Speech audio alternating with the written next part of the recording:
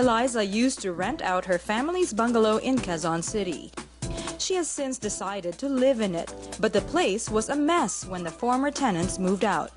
When she read about Real Living's makeover contest, Eliza, who's a teacher, thought that this is the answer to her prayers. They were one of the first entries that we saw, and we went through all 200 entries.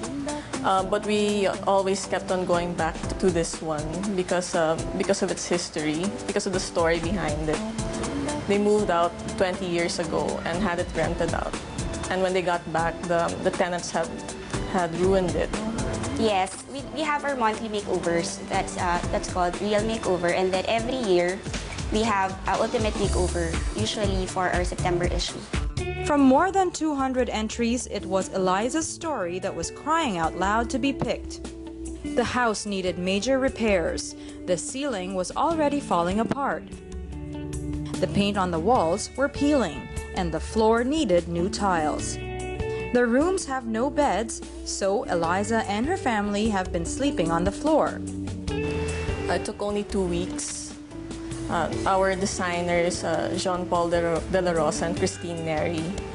Fortunately, the designers were willing to take on this huge challenge. This is the newly renovated house of the Valdevaronas, and save for the gate, everything was renovated and fixed up.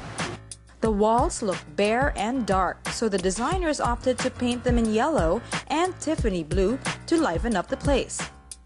Most of the furniture were refinished and given a new lease on life. What the designers wanted to do was to incorporate recycle some of their old pieces, like these two chairs. These were the family's old chairs, and they washed it with this pickle finish paint. And to save money, they also, instead of buying another sofa, they had a concrete bench made as extra seating. They also created a skylight in the kitchen to allow more light to come in. There was no kitchen before, so they had this entire counter built. A skylight was added because this whole area was dark. The bathroom used to have green tiles, and it looked pretty dark. So they used all white tiles, and they also incorporated some of the window grills of the old house as a wall accent. For the bedroom, the designers created a custom-made bed and used Eliza's old wooden screen as headboard and accent for the wall. The family used to stay and sleep in one bedroom. So what the designer did is this is the bedroom which they really renovated, and they added false paneling and a new bed. Eliza was simply overwhelmed at how everything turned out. Sobrang tuwang-tuwa talaga. Hindi namin ma-explain. Siguro, yung daughter ko na lang siguro yung makakapagsabi talaga nung naiiyak na naman ako.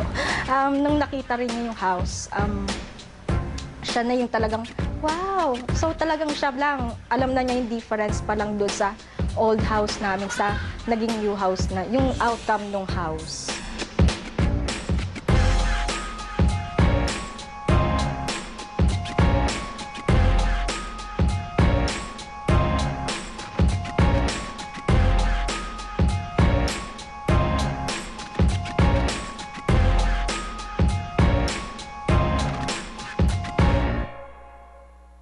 And now it's time for some Urbanista mail from Facebook.